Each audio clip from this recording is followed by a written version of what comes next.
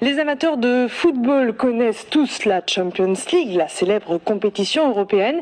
Dans le Nord Finistère, des footballeurs amateurs ont, eux, créé la Champions Léon. Objectif, pratiquer à leur échelle, même en période de crise sanitaire. Reportage de Florence Malézieux et Gwenaël Bron. Le but du jeu, vous le connaissez, hein. Suivant là où on récupère le ballon, il faut toucher les 3 zones. Les entraînements ont repris de plus belle. La Champions Léon, calquée sur la Champions League, vient secouer le foot amateur en plein pays léonard. Depuis la pandémie, tout ce petit monde vit au ralenti, avec des entraînements et des matchs espacés, voire annulés. Ils ont été sevrés aussi de compétition.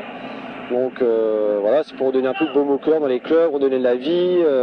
Et puis le but aussi, c'est de retrouver des matchs amicaux avec un engouement, avec un but aussi. Donc, et pas avoir besoin de chercher des matchs amicaux durant l'année. L'exercice est osé et semble fédéré. Les joueurs sont heureux de retrouver un rythme et un défi à la veille de la rentrée. C'est vrai que les matchs amicaux, c'est bien pour se remettre en jambe, mais là, on a mis un petit enjeu dedans. Donc c'est une super idée. C'est entre clubs qui sont voisins. Donc voilà, on se connaît très bien avec les clubs environnants. Donc super ambiance. À une dizaine de kilomètres de là, 2 autres équipes taquinent elles aussi le ballon et disputent un des matchs de poule. En tout, 16 clubs de division départementale et de régionales 2 et 3 se confrontent depuis le début du mois. Plouvorne est en jaune et Plougourvest en blanc, pour le plus grand bonheur des supporters. C'est vrai qu'ils ont tellement été longtemps sans foot, là c'est bien, ça leur donne du goût à reprendre. Oui, et puis nous on est contents de venir revoir aussi. La Champions Léon ne manque pas de séduire aussi les entraîneurs.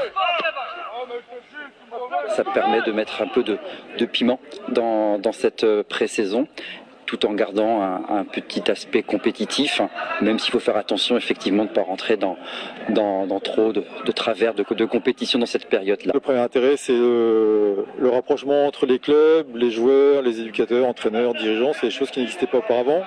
Les 2 finales seront disputées au printemps prochain.